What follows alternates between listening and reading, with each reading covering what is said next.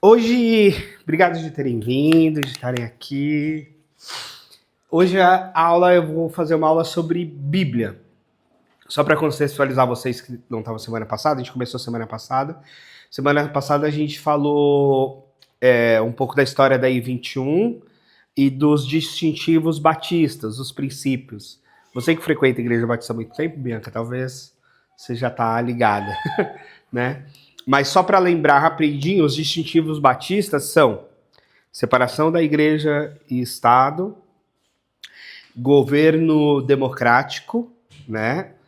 A Assembleia da Igreja como órgão supremo e soberano, né? A intervenção da denominação, não sei se ficou claro isso para vocês, mas, por exemplo, a gente tem uma denominação, mas a intervenção da denominação na igreja precisa ser uma decisão dos membros da igreja. Os membros da igreja precisam solicitar qualquer tipo de intervenção da denominação, porque a Assembleia da Igreja é sempre soberana. Autonomia da igreja local, né? Então, a nossa relação com a denominação, a denominação precisa sempre respeitar essa autonomia da igreja local.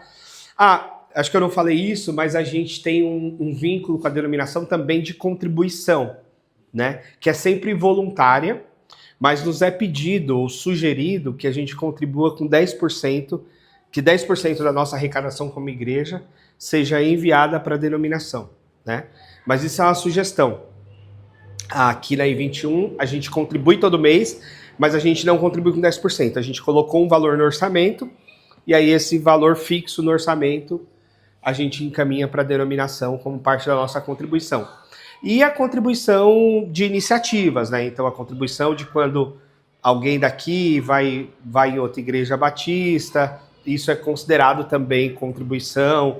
Quando a gente ocupa algum cargo na denominação ou serve de alguma forma voluntária na denominação, também é considerada contribuição. Então, por exemplo, o Diego, ele é missionário voluntário intérprete, português e inglês. Então, quando a gente tem um missionário estrangeiro que prega só em inglês, o Diego auxilia nisso aqui no estado de São Paulo. Então, tem essas contribuições que também são consideradas nessa que a gente chama de cooperação denominacional. Então, separação igreja e Estado, governo democrático, autonomia da igreja local, Bíblia como única regra de fé e prática, né? Então, a gente tem declaração doutrinária, alguns documentos, mas sempre a Bíblia é o fundamental. E liberdade individual, né? Respeitando muito a liberdade de cada indivíduo a respeito de decisões, opiniões e etc. Né? Então isso é muito importante, tem muito a ver com a democracia. Hoje eu vou fazer uma aula de Bíblia. É legal, por isso que eu perguntei antes, né, se vocês já tinham tido contato com teoria bíblica, porque eu só tive essa aula de Bíblia quando eu cheguei na faculdade. E para mim, assim, eu descobri a pólvora quando eu tive esse tipo de aula, entendeu? Porque ela ajuda a gente a ler o todo da Escritura, né? Por quê? Porque é uma aula um pouco teórica geral de Bíblia, mas que ajuda a gente a se localizar quando a gente vai ler a Bíblia. Então, para mim, é uma aula muito importante, assim, embora seja só uma aula, né? E Bíblia é um mundo, mas eu acho que é uma aula, assim, bem estratégica no sentido de ajudar vocês a ter uma compreensão geral melhor da Bíblia. Depois, quem sabe, a gente pode estudar conteúdos mais aprofundados no outro curso, né? De interpretação bíblica e essas coisas. Eu tô com uma coisa aqui. Então, assim, primeira coisa, a Bíblia não é um livro, como a gente, né, às vezes costuma pensar, ou pelo fato da gente ter ela, né, um livro só na mão. Ela é um conjunto de livros, e aliás, a palavra Bíblia justamente significa conjunto de livros, por isso que vem biblioteca. Então, Bíblia Sagrada, na verdade, significa conjunto de livros sagrados. E a Bíblia nem sempre foi como a gente tem hoje. A Bíblia como a gente tem hoje, né, os livros canônicos, como a gente tem hoje, e depois colocados num livro só, é depois do século 3 a.C. Então a gente está falando do ano 300 para a gente ter a Bíblia como a gente tem hoje. Ano 200 e pouco, ano 300. Até então, o que se tinha eram livros separados. Houve um período atrás que o bloco, né, o Antigo Testamento o cânon foi fechado, o Antigo Testamento, e do Novo Testamento foi bem depois da vida de Jesus. Então, o que acontecia? Os escritos bíblicos, principalmente no Novo Testamento, né, pensando depois de Jesus, e as cartas paulinas, elas ficavam sendo transitadas entre as igrejas, como livros independentes, né? E aí depois, num dos concílios da igreja, os líderes da igreja se reuniram e disseram, não, isso aqui vai ser a Bíblia, isso aqui vai ser os livros canônicos.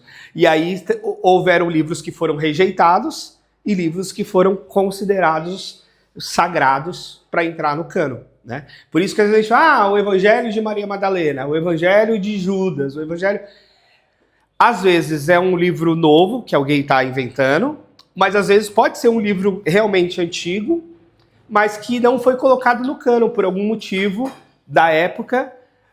Os líderes da igreja entenderam que não fazia sentido colocar aquele livro no cânon e aquele livro não entrou, né? Isso lá, século II e século III, especialmente. Por outro lado, com a reforma do século XVI, houve uma rediscussão de certos livros bíblicos, inclusive. Não mudou o cânon, mas, por exemplo, Martinho Lutero não queria tirar Tiago da Bíblia, porque ele entendia que Tiago tinha muito uma discussão ali sobre obras e tal, e que não fazia sentido com a ênfase da reforma de só pela fé e tal. Então houve uma certa discussão ali, mas se manteve, então a reforma não mudou. O que mudou na Bíblia Católica foi o movimento de contra-reforma, que daí acrescentou os livros da Bíblia Católica que a gente não tem na nossa. Os livros da Bíblia Católica, então, foram acrescentados no movimento que a gente chama de contra-reforma, uma resposta católica à reforma, né? Livro de Judite e outros livros que entraram depois. Bom, então a primeira coisa é essa, a Bíblia é muito mais do que, né, um livro só, é mais uma biblioteca mesmo, um conjunto de livros. E aí, se você já esteve numa biblioteca, e imagino que sim, você percebe que há uma organização temática das obras, né? Você vai numa biblioteca, tem lá psicologia, tem história, tem religiões, tem... enfim, várias áreas. E a Bíblia também. E essa é uma outra coisa importante. A Bíblia não necessariamente está em ordem cronológica. Ela está organizada muito mais em ordem temática. E é isso que a gente vai ver. Tem uma certa cronologia, mas há uma preocupação maior temática do que cronológica em vários aspectos da Bíblia. Por exemplo, o último livro bíblico a ser escrito é o Evangelho de João. Não é o Apocalipse. Ele teria escrito o Apocalipse antes ou o Evangelho depois. As cartas de Paulo, muito provavelmente, vieram antes de vários dos evangelhos, né? O primeiro evangelho a ser escrito provavelmente foi o de Marcos, depois de Mateus, depois de Lucas, e lá no final da vida de João, o Evangelho de João. Então, não há uma cronologia exatamente. O livro de Jó, por exemplo, no Antigo Testamento, ele está provavelmente antes de Abraão, na cronologia histórica, né? Jó seria um livro ali mais perto do Gênesis, do início do Gênesis, inclusive. Mas foi colocado mais para frente por essa organização temática. Então, só para situar um pouco, né, e a gente entender o que eu estou falando sobre esses temas. Bom, e aí então, gente, podem me interromper qualquer hora, tá? Então, a primeira grande divisão é essa, né? Antigo Testamento. Depois eu posso passar esses slides, mas vou passar um texto para vocês que é a base desses slides, tá? Ajuda vocês a revisarem depois, se for o caso. Então, a primeira grande divisão da Bíblia, dessa grande biblioteca, é a divisão clássica, que a gente conhece bem, Antigo Testamento e Novo Testamento, né? Então, essa é a primeira grande divisão. Então, a primeira divisão da Bíblia é em duas partes. Lembrando que o Antigo Testamento é também a Bíblia hebraica. Ou seja, qual é a Bíblia dos judeus? É o Antigo Testamento. Lógico que eles têm outros escritos também muito relevantes depois, né, como a Midrash, a Taná, o Talmud e tal, mas são escritos posteriores, né, e baseados na Bíblia hebraica. Então, se você for estudar a Bíblia de forma mais acadêmica, você acha as duas expressões, tanto o Antigo Testamento, coisas mais antigas, às vezes falava Velho Testamento também, né? Ou Bíblia hebraica, que no final é a mesma coisa. E Novo Testamento, que é pós-Jesus, né? Aí, a Bíblia hebraica tem algumas divisões dentro dela, o Antigo Testamento. A primeira divisão é o Pentateuco. Penta, de 5, né? É o nome grego para descrever os 5 livros da Bíblia. Os 5 primeiros. Gênesis, Êxodo, Levítico, Números e Deuteronômio. Eles são atribuídos a Moisés e é o que os judeus chamam de Torá, né? Então, a Torá, normalmente eles escrevem assim, acho.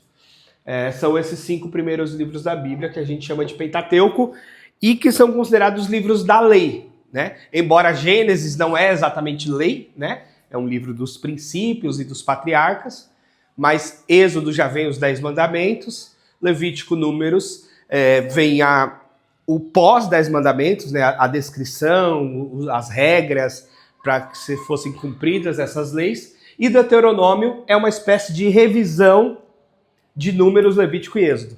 Então, inclusive o nome Deuteronômio significa segunda lei. Por que Deuteronômio é uma revisão? Porque, olhando aquele povo que saiu da escravidão do Egito, no Êxodo, e chegou à Terra Prometida, na época de Deuteronômio, que é o final da vida de Moisés, a primeira geração que saiu adulta já tinha quase todo mundo morrido. Já é uma segunda geração.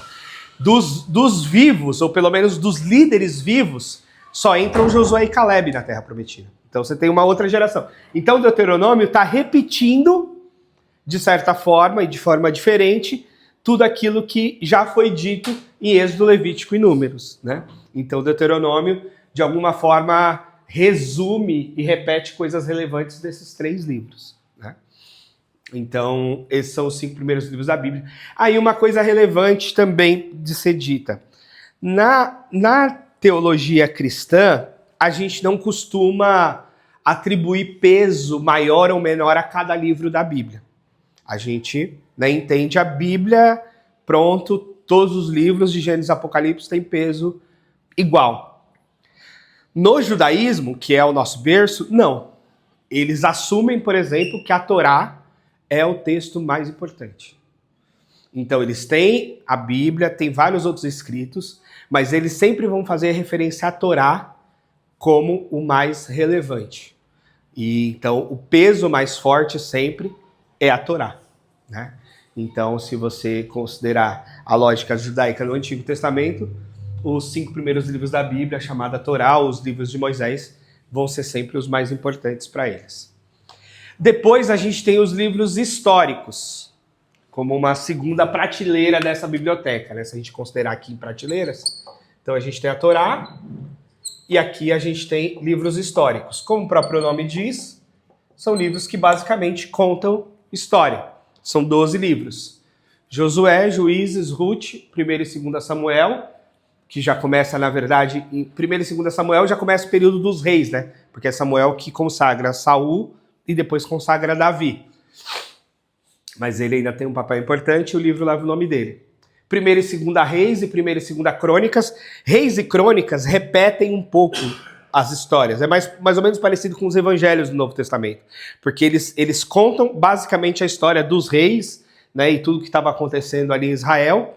E aí eles se contrapõem às vezes um pouquinho, com uma perspectiva um pouco diferente de um lado ou do outro, né? As crônicas dos reis eram escritos por historiadores normalmente oficiais do reinado.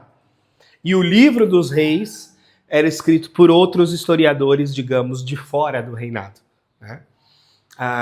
E aí depois vem Esdras e Neemias. Na Bíblia hebraica tem é muito comum juntar esses dois, porque eles viveram a mesma época e trabalharam juntos, Esdras e Neemias, então algumas pessoas juntam esses 2 livros, e o livro de Esther. Então esses são os 12 livros históricos, quando a gente quer ler a história da Bíblia, a história do povo de Israel, esses 12 livros contam essa história pra gente. Bom, depois a gente tem os livros proféticos. Me atrapalhando aqui um pouquinho. Os livros, aliás, primeiros poéticos, né, antes dos proféticos. Então a terceira prateleira aqui seriam os poéticos, que é Jó, Salmos, Provérbios, Eclesiastes e Cantares. Por que livros poéticos? Porque eles têm um conteúdo que não é uma narrativa contínua. Se você ler o livro de Jó, ele não tem elementos muito claros de historicidade, a começar pela conversa de Deus com o diabo.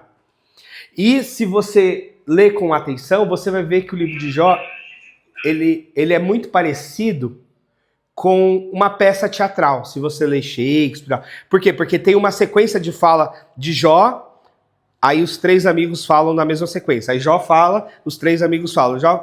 Então, boa parte do livro, ele tem uma lógica meio teatral dos discursos sequenciais, numa sequência clara entre os três amigos e Jó, e com diferenças maiores na introdução, que é a parte onde Jó, né, da conversa do diabo com Deus e onde Jó perde tudo, e na conclusão, onde Jó reconhece mais ainda a grandeza de Deus e etc. E tal.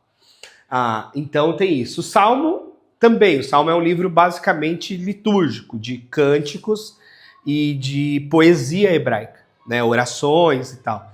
Então o Salmo é um livro de culto. E também os Salmos é interessante que ele também não tem uma cronologia, porque foi uma reunião posterior de muitos salmos. Então você tem salmos de Moisés e você tem salmo de Davi. E de Moisés para Davi você tem 1000 anos de diferença. Então os salmos é um compilado posterior de muitos desses textos, dessas poesias, dessas orações, dessas músicas usadas no culto, né? Então, é uma coletânea posterior. Provérbios, a mesma coisa. Provérbios não é poesia no sentido clássico, mas são pequenas sentenças de sabedoria. E, ao que tudo indica também, era meio que sabedoria popular judaica que Salomão, provavelmente, reuniu e fez um livro, né? Então, pegou essas frases, essas sentenças de princípios e de sabedoria e reuniu num livro. Eclesiastes... Aí tem uma sequência bem filosófica, assim, do Salomão, provavelmente, né? E Cantares como um livro quase erótico. Cantares também teve alguns momentos na história da igreja. Cantares foi considerado ser tirado do cânon bíblico, por conta da sua coisa erótica, né? Da relação homem e mulher, o que na Idade Média, por exemplo, era um grande problema para a compreensão da sexualidade, que era tido em absoluto como pecado, por padres especialmente, né? Então, Cantares foi um livro assim, que não era bem visto, tanto que só ficou no cânon porque começaram a considerar uma interpretação de Cantares mais alegórica, como se não falasse de homem e de mulher, mas falasse de Cristo e a igreja, né? Então a noiva é a igreja, o noivo é Cristo e tal. Mas a interpretação contemporânea e mais literal vai dizer não, é um livro que traz a relação homem e mulher, de fato, o erotismo, a sexualidade entre o casal. Então esses são os livros poéticos, né? E esses são os menos cronológicos, né? Como eu falei, Jó estaria mais situado perto do Gênesis. Aliás, eu tô numa leitura bíblica em ordem cronológica esse ano. Eu tento ler a Bíblia todo ano, né? Sempre que dá. Ô, Marcelo, pode chegar, pode sentar aqui.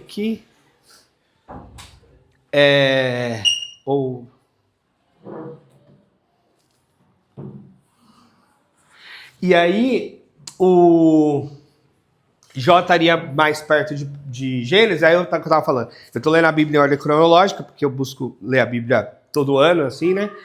E aí, na ordem cronológica, pelo menos nesse estudo, a ordem cronológica também tem discussão de datação, mas eles colocam Jó depois de Babel, depois de Gênesis 11.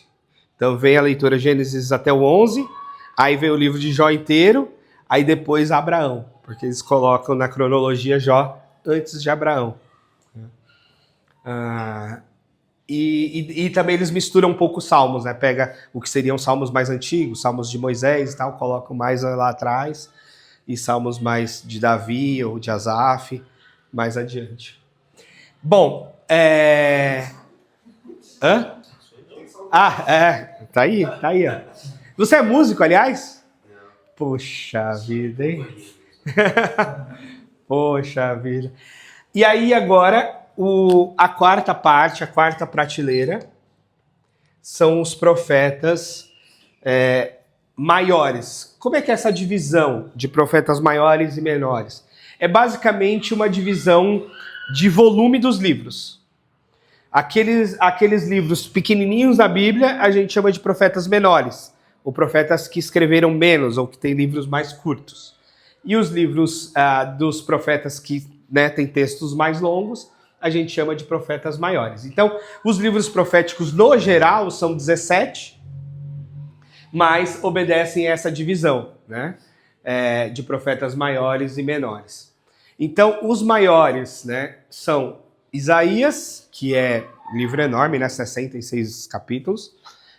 Jeremias, Lamentações, que é atribuído também a Jeremias.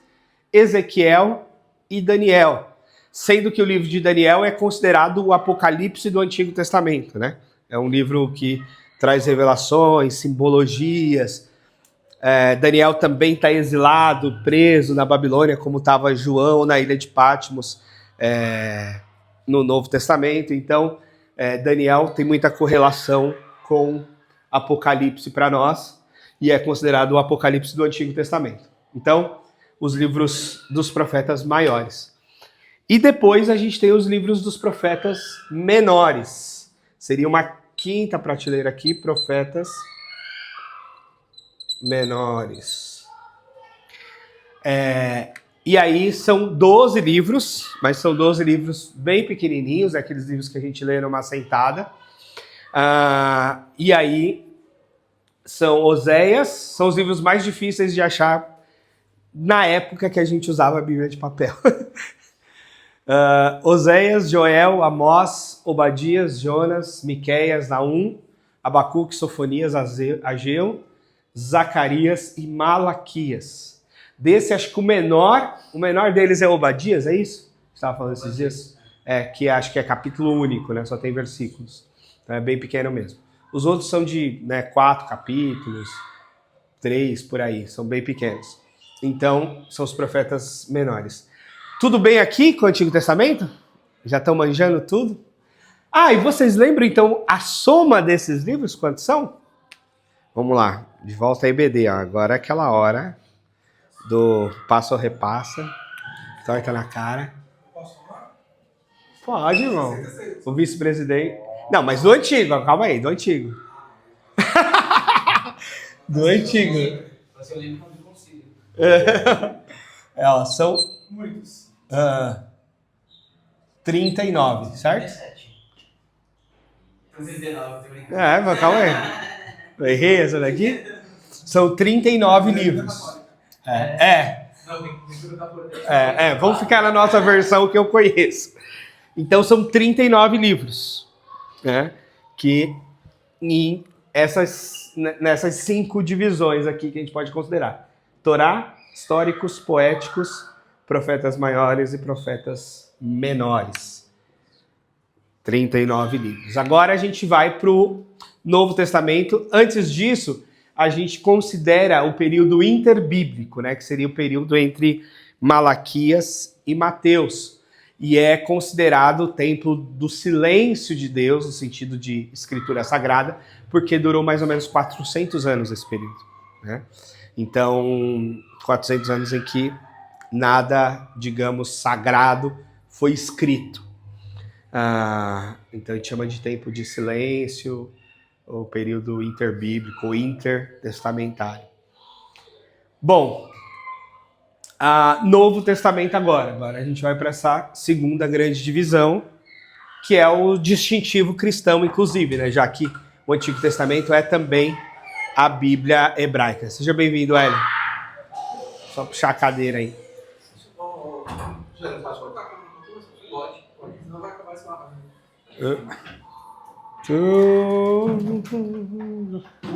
Foi? Ajeitei. Bom, Novo Testamento, então. O Novo Testamento tem a primeira divisão, que são os evangelhos. Basicamente, relatam a vida de Jesus. São biografias de Jesus escrito por autores diferentes, né? Então, a primeira divisão aqui, evangelhos. Sendo que dentro dos evangelhos, a gente ainda tem uma outra subdivisão, que é 3 evangelhos sinóticos, que são os evangelhos que têm uma visão muito parecida, que é Mateus, Marcos e Lucas, e um evangelho diferentão, que é o de João. E aí vale a pena entender isso, que o Mateus, Marcos e Lucas são escritos em momentos próximos, em termos de datação, de período histórico, e o evangelho de João foi bem posterior. Então você tem 3 evangelhos muito parecidos, né, que alguns relatos, inclusive, se repetem ali, e o evangelho de João que traz uma versão bem diferente dos outros 3, que é o último livro da Bíblia a ser escrito. Eu já sei isso, acho que nem todo mundo chegou. Provavelmente o último livro da Bíblia a ser escrito é o evangelho de João. Mas enfim, por essa organização temática, estão juntos. A segunda prateleira aqui é o livro histórico.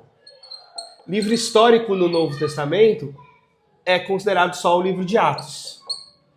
Porque Atos basicamente conta o início da história da igreja. E inclusive é onde a gente crava a história da igreja. Quando a gente fala assim, quando a igreja surgiu, ou qual é a história da igreja? A gente considera Atos. Porque a gente considera o momento da descida do Espírito Santo, do Pentecostes, como o início da história da igreja. Os evangelhos seria o pré-igreja, né? Seria o Cristo como ali o fundamento, a base da igreja. E a igreja, historicamente dizendo, é a partir de Atos. E aí a liderança humana da igreja é a partir de Atos com Pedro, né? Por isso que, então, no catolicismo romano, eles marcam Pedro como o primeiro papa, o primeiro líder maioral da igreja, e entendem que os outros papas são a sucessão de Pedro, né?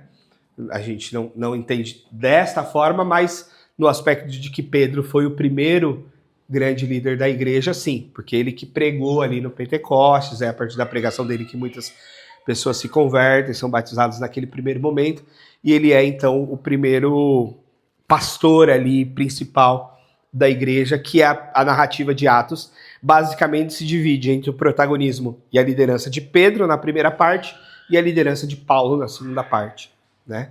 Então, Pedro como o principal líder no início da igreja, especialmente, provavelmente, o pastor dessa igreja em Jerusalém, que nasce a partir do Pentecostes, e Paulo como líder das igrejas que vão sendo plantadas depois por todo o Império Romano. Cara, a gente está falando, se a gente considerar Cristo no ano 0, o nascimento dele, então a gente está falando do ano 33, quando Cristo morre, já começa o movimento ali da igreja, né? Ano 33 depois de Cristo. E aí a conversão de Paulo vai dar alguns anos depois, o ministério de Paulo vai começar ali pelo ano 40 e pouco depois de Cristo, indo até o ano 70 depois de Cristo. E o ministério de João é o mais longevo dos apóstolos, porque no período de Jesus, João era quase adolescente. Ele era o discípulo mais jovem de Jesus, provavelmente. Então ele vai morrer com cerca de 80 anos, ele era longevo de idade, e ele era muito jovem quando ele caminhou com Jesus. Mas ele vai escrever os seus textos no final da vida, quando ele está preso na ilha de Patmos, onde ele provavelmente morre. E aí sim, lá ele vai escrever primeiro as cartas, provavelmente, depois o Apocalipse, depois o Evangelho. Ele escreve nessa sequência, né? E aí a gente está falando já do ano 80, é quando o último livro bíblico a ser escrito, então provavelmente é na década de 80, depois de Cristo. Mas o cânon bíblico ele vai ser fechado lá pelo ano 200. Essas cartas vão circulando meio que como livros independentes, principalmente o Novo Testamento, né, o Antigo já tinha o cânon fechado antes, que é a Bíblia hebraica, esses livros vão sendo circulados, e lá, pelo ano 200, 200 e pouco, século III, é que a igreja se reúne, os líderes da igreja, e definem qual, de fato, são os livros sagrados, e aí vai formar esse bloco único que a gente vai chamar de Bíblia Sagrada. Então, respondi? Então, livro de Atos é o único livro histórico do Novo Testamento, né? A gente vai ter bem relatos da história da igreja, escrito por Lucas. Lucas é tido como um médico e historiador do Novo Testamento, né? Ele vai escrever o Evangelho e o livro de Atos como, inclusive, uma sequência um do outro, né? Então a gente pode ler Lucas e Atos como quase um livro só, dividido em duas partes, né? A vida de Jesus, depois a vida da igreja. Bom, depois disso a gente tem as epístolas ou cartas apostólicas. São 21 cartas no total, sendo que as 13 primeiras são as cartas paulinas. Então, aqui, se a gente quiser fazer 5 divisões, como a gente fez no Antigo, a gente pode fazer aqui 2 divisões das cartas, que a gente vai chamar de cartas paulinas e cartas gerais, que daí tem vários autores. Normalmente é essa divisão que a gente faz, né? Cartas paulinas e cartas gerais. Mais ou menos comparado com a divisão aqui do profetas maiores e profetas menores, né? Cartas paulinas e cartas gerais. Então, e aí dentro das cartas paulinas ainda tem uma subdivisão que a gente chama de cartas às igrejas e cartas às pessoas, chamado mais de cartas pastorais às pessoas, né? Então, Romanos, 1 e 2 Coríntios, Gálatas, Efésios, Filipenses, Colossenses, 1 e 2 Tessalonicenses são cartas às igrejas. Todos esses nomes, na verdade, são nomes de cidades, né? Então, carta aos Romanos é a igreja que estava na cidade de Roma. Carta a Coríntios, a igreja que estava na cidade de Corinto. Lembrando que a igreja, nesse momento, ela é basicamente uma em cada cidade, né? Não havia templo, as pessoas se reuniam nas casas, se tivesse mais liberdade dos judeus ali, se reunia na sinagoga, se reunia em escolas, se reunia em praça pública. Então era sempre a igreja da cidade. A igreja daquela cidade era a igreja cristã, eram todos os cristãos reunidos ali. Então por isso as cartas são direcionadas às cidades. E aí as cartas pastorais, as cartas pessoais, são 1 e 2 Timóteo, que ao que tudo indica, era o discípulo mais próximo de Paulo, né? Mais jovem, mais próximo. Ele dedica 2 cartas para Timóteo, uma carta para Tito, que é um outro pastor, outro líder que Paulo teria mentoreado, e a carta a Filemon. Filemon não é exatamente um pastor da igreja, com certeza é um líder, mas não é um pastor da igreja, e a carta a Filemon é a carta em que Paulo intercede por um escravo fujão, que é o Onésimo, que era escravo de Filemon. Então ele escreve a Filemon intercedendo por Onésimo, né? Uma situação bem específica. Então essas são as cartas paulinas. E as cartas gerais são dos outros autores. Hebreus, não há um consenso sobre quem escreveu Hebreus. Se teria sido Paulo, se teria sido Apolo, se teria sido um outro líder que a gente não sabe.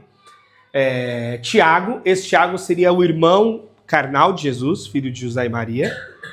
1 e 2 Pedro, 1, 2 e 3 carta de João, as cartas de João são bem pequenininhas também. E a carta de Judas, claro, não é o Judas Iscariotes, é um outro Judas que era discípulo de Jesus também. Então, essas são o que a gente chama de cartas gerais, tá? E aí, por fim, o último livro do Novo Testamento seria essa quinta prateleira, o Apocalipse, que seria o livro profético do Novo Testamento, né? E, claro, o livro mais difícil, porque tem muita simbologia, tem muita coisa, tem muita questão aqui, e é desafiadora a interpretação, porque até que ponto é literal, até que ponto é só simbólico, até que ponto João escreveu de um jeito simbólico para passar pela carceragem do Império Romano, uma vez que ele estava preso, e o quanto ele escreveu como símbolos para o mundo futuro, né? O quanto ele escreveu. Ontem eu tava conversando em casa e a Cris falou assim: será que o Trump não é o anticristo? Ela tá meio desconfiada disso. Só que essa figura do anticristo já passou por muita gente, né, ao longo da história. E aí uma questão até que eu tenho é que eu acredito mais no anticristo como um sistema do que como uma pessoa, né? E aí vai a interpretação literal. Uma interpretação vai dizer, não, o anticristo vai ser uma pessoa que vai fazer acontecer e tal. E aí essa interpretação ela é mais perigosa porque o pessoal fica escolhendo pessoas ao longo da história, né? Fala, é o Hitler, é o anticristo. Aí não, é o Papa. Ah, não, é o... Aí agora a minha esposa chegou na conclusão que é o Trump. Bom, mas uma ideia que eu acho que faz mais sentido teologicamente para mim é que o anticristo tem mais a ver com um sistema maligno do que com uma pessoa, né? Porque se a gente pensar no anticristo, quando João estava escrevendo, o Apocalipse provavelmente era o imperador romano. Então, ao longo da história, essas figuras vão mudando, tá? Bom, esse é um texto do Lucas, na verdade, esse material foi baseado, né, no texto do Lucas. O Lucas é um amigo nosso que ajudou a gente aqui na I21 no comecinho. Ele é um doutor em Bíblia, então, e ele saiu justamente para coordenar e dar aulas na área de Bíblia na faculdade, no Seminário Teológico Sul-Americano, lá de Londrina, no Paraná. Então, ele ainda é membro da nossa igreja, mas a vida dele está lá e está bem lá. E é um baita cara, muito gente boa e muito competente nesse campo de Bíblia. Então, acho que vocês vão ouvir falar dele ainda muito, porque ele é muito bom de fato. É ele que preparou esse texto e depois o Diego preparou a apresentação. Então a frase dele aí é: Deus é o escritor nos bastidores. Deus guiou o processo de criação da Bíblia, utilizou da variedade de autores, tempos, tipos e línguas, não falei de língua, vou falar um pouquinho, para formar a sua palavra de modo que todos a compreendessem. Assim se comunicou com o ser humano em palavras humanas sobre coisas divinas, né? Então, a Bíblia tem essa coisa de ser a palavra de Deus, de ser inspirada por Deus, mas, por outro lado, de autores humanos, inclusive em 2 idiomas mais praticamente, né? Aqui é o hebraico, então quando a gente fala assim, a língua a Bíblia no texto original, a gente está falando do Antigo Testamento em hebraico e o Novo Testamento em grego, né? Grego koiné. É um tipo específico de grego, né? Já que o grego ainda é uma língua viva e mudou. Assim como o hebraico, né? Também mudou bastante. E ainda é uma língua viva. Então, e aqui tem um pouco de aramaico misturado, tá? A diferença de hebraico e aramaico é mais ou menos o espanhol e o catalão. Você tem algumas diferenças pequenas na fala e na escrita, mas são quase que a mesma raiz de tudo, o hebraico e o grego.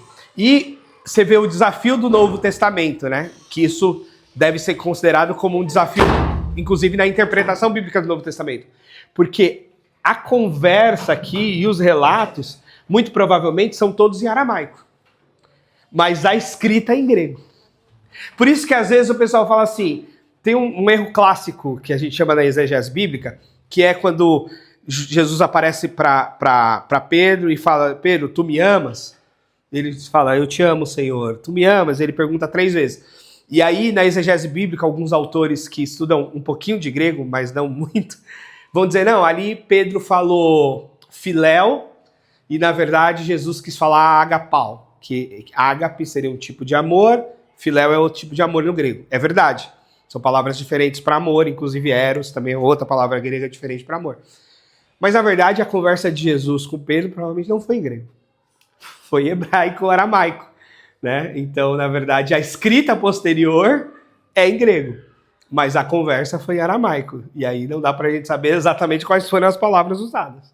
A gente sabe a palavra que o autor que escreveu usou, porque daí sim escreveu em grego, e aí a gente tem acesso a esses textos originais em grego, né?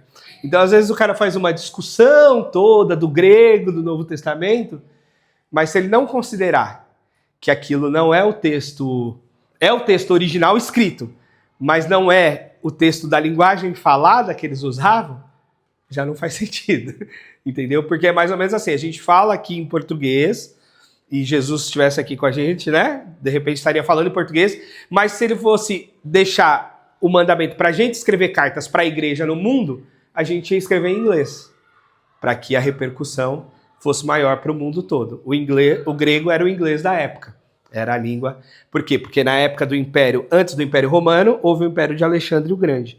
No Império de Alexandre o Grande, uma preocupação dos gregos era difundir a sua cultura e sua língua. Então, era importante que as pessoas... Então, era comum que as pessoas alfabetizadas que viveram aquela época do Império Grego fossem alfabetizadas em grego. Então, a pessoa falava outro idioma, o latim do Império Romano, ou o hebraico, ou o persa, né, do Império Persa, que hoje é o Irã, enfim. Mas a língua da educação formal, por muito tempo, foi o grego. Então repercutia. Por isso Paulo é um ser tão estratégico no Novo Testamento. Por quê? Porque ele é um judeu, então ele é educado no hebraico e aramaico. Ele é um cidadão romano, então com certeza ele tinha habilidade no latim, mas ele também tinha estudado em escolas gregas. Então ele tinha os 3 idiomas para versar, e provavelmente com as igrejas ele falava nesses 3 idiomas, mas quando foi a escrita das cartas, o grego predominou como a língua mais comum para o alcance mais amplo ali da época. Certo? Então, resumão. A Bíblia é uma biblioteca, são 66 livros, né? Aí o Júlio acertou, aqui são 27. Então, na soma, são 66. 39 no Antigo, 27 no Novo. A escrita hebraico e aramaico no Antigo e grego no Novo. A variedade de tipos de texto, essa é uma outra coisa, né? Que se a gente fosse entrar em hermenêutica, a gente entra, como é que a gente interpreta cada tipo de texto, que é uma outra coisa, que vale a pena a gente também refletir sobre a Bíblia. A forma como a gente interpreta, em português, por exemplo, uma poesia, um texto de crônica, uma narrativa jornalística, uma bula de remédio, um livro de romance. É diferente. É o português, mas são textos distintos. Na teologia também a gente tem isso, né? Então, na teologia, a gente, na boa interpretação bíblica, a gente tem que considerar: esse texto é do quê? Esse texto é de lei? Esse texto é de narrativa? Esse texto é de poesia? Esse texto é das cartas? Esse texto são ditos de sabedoria? Esse texto é de apocalipse? É de revelações futuras e simbólicas? Então, fica para outra aula de hermenêutica. Hermenêutica é o nome técnico para interpretação, que a gente usa na teologia, usa também no direito, em algumas áreas, né? Hermenêutica como arte ou palavra técnica para interpretação. Então a gente tem que considerar o texto que a gente está lendo para considerar a interpretação que a gente vai fazer. E aí é compreendida como a palavra de Deus, a régua de aferir da vida do cristão, né? Esses 39 livros, tá? É isso aí, é nóis. E terminei com 2 minutos para vocês fazerem essas perguntas. Eu falei que podia fazer pergunta no caminho, né? Agora eu falei bastante. Mas e aí? Tá claro? Dúvidas? Ajudou a ir para a Bíblia? Agora eu falo, isso aqui e tal. Agora aqui é a Torá, aqui é os profetas, aqui é poético, aqui é profético, aqui é não sei o quê. Então, isso que eu falo. Essa aula que eu tive na faculdade de teologia, eu falei, cara, eu tinha que ter tido essa aula na igreja, entendeu? Tanto que eu li a Bíblia errado e que eu vi o pessoal pregando errado, só essa aula já ajudava a situar bem a coisa, né? Então, Os apócrifos ou pseudepígrafos, são justamente os livros que não entraram no cânon, né? Então a gente tem os apócrifos que entraram no cânon católico, que é uma inserção posterior, e a gente tem apócrifos que não entrou em nenhum dos cânones. O livro de Enoque, Evangelho de Maria Madalena, que daí eu falei no comecinho, que cada livro tem uma história. Então tem livro que de fato é antigo e que por motivos ali do concílio não entraram no cânon bíblico, porque não foram considerados como palavra de Deus. E tem livros que são posteriores e que a pessoa datou como sendo antigo para repercutir, entendeu? Então, quando a gente fala de apócrifos, a gente fala de várias coisas, mas os estudiosos sérios de apócrifo são os estudiosos que pegam os livros antigos, da época dos livros bíblicos, e fazem análise até para entender por que não entraram e tal. E aí é chamado apócrifos ou pseudepígrafos. São os nomes que se dão, e são livros estudados. Eu confesso que eu estudei muito superficialmente esses livros, que já estudar os 66 da Bíblia dá bastante trabalho, então eu fiquei nos canônicos. Mas sim, são estudados. Os livros do Antigo Testamento histórico, porque assim, tem uma relação na Bíblia que você entende as coisas literalmente, né? Como se existiu, foi aquilo e tal. Ou uma coisa mais lírica. Sim. Aí entra nas escolas interpretativas, de como a gente interpreta as coisas. E aí você tem linhas teológicas que vão interpretar. Aí é uma outra coisa, mas assim, só falando, dentro das escolas de interpretação bíblica, existem basicamente, ou principalmente, duas escolas hoje, né? Nos últimos anos aí. Que é a escola do histórico gramatical e a histórico gramatical e a histórico crítica. A linha histórico gramatical é a interpretação mais conservadora da Bíblia. Então, histórico gramatical. Então, basicamente, como diz a palavra, são leituras que vai considerar o contexto histórico e a gramática, o que está escrito ali gramaticalmente no texto. Então vai considerar muito a vibe mais tida como mais liberal, é a vibe histórico-crítica, que vai considerar o histórico, né, o contexto histórico ali do texto, mas vai considerar muita crítica literária. E aí a crítica literária vai longe, porque daí vai ser questionado muito a autoria, a datação, será que Moisés escreveu mesmo 5 livros do Pentateuco ou não? Se não foi só Moisés, quem escreveu também? Será que não foi, esse texto foi mexido na época lá do exílio babilônico, lá na frente e tal? Aí você tem uma série do que a gente chama de crítica textual. Os caras que ficam estudando o estilo de cada texto para fazer a crítica, se é o mesmo autor ou não, se o estilo mudou, se o tipo de letra dos textos mais antigos são diferentes, o tipo de acentuação, aí vai tudo, né? Vai desde a acentuação ao tipo de grego, né? E aí a crítica literária tem o seu lugar porque vai fazer a gente entender certas coisas. Então, por exemplo, o grego de Paulo era tão difícil, tão rebuscado, que Pedro chega a falar no momento que não entende o grego do Paulo. Então, assim, Pedro chega a dizer, de certa forma, Paulo escreve muito difícil, né? Então é um tipo de cultura e de grego mais rebuscado de Paulo, né? Como quem lê o inglês shakespeariano, por exemplo, né? Do grego de Pedro, que era um pescador e a sua carta muito mais direta num grego mais simples. Então tem essas coisas. Então basicamente tem essas duas. E aí a gente tem como um terceiro elemento, não como escola literária, né? Aqui escola literária, escola interpretativa de hermenêutica. A gente tem um outro elemento que é a forma de interpretação, que daí vem o alegórico, o literal e mais. Mas basicamente os mais considerados aí são alegórico e literal. E aí a dúvida é, o que a gente põe como alegórico e o que a gente põe como literal? Esse é um desafio sempre. E mais, o que a gente põe como alegórico, o que a gente põe como literal e o que a gente põe como contextual.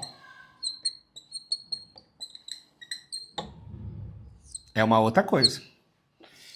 Que abre outra caixa. Então, por exemplo, quando Paulo fala que as mulheres fiquem caladas na igreja, não tem como interpretar isso alegoricamente. É literal. Mas é literal que vale para todas as igrejas ao longo da história ou é para aquele contexto específico? Eu considero para aquele contexto específico.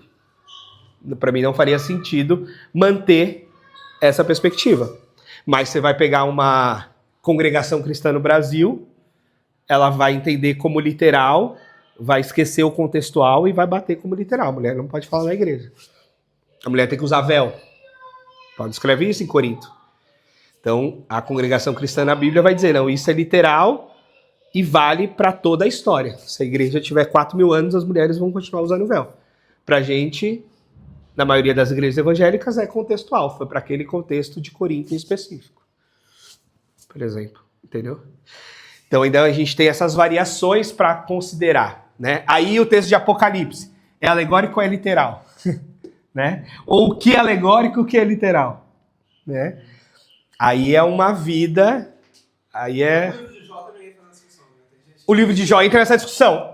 E aí o livro de Jó entra na discussão o quê? Se é histórico ou poético. Ou seja, Jó existiu como um personagem histórico, como Abraão, Isaac e Jacó, ou é um romance.